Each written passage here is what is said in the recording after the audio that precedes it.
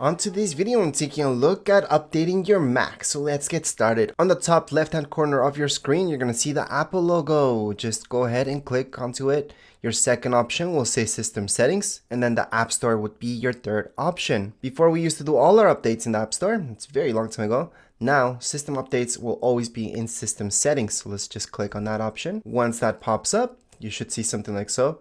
So up here, you might notice this Software Update Available. If that's not popping up for you, you can always search up here for updates, or down here below, you're going to see General. Just go ahead and click on General. Under General, your second option will say Software Update.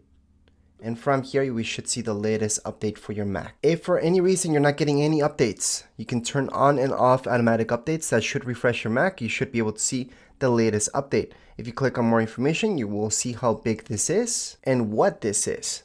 So it's only 9 megabytes, extremely fast. We can just click on install now, and there we go.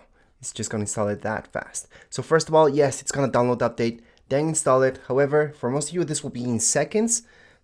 This will take a few minutes depending on your internet speed, but regardless, again, it's only 9 megabytes. So this is extremely fast. It does not require a restart or anything like that.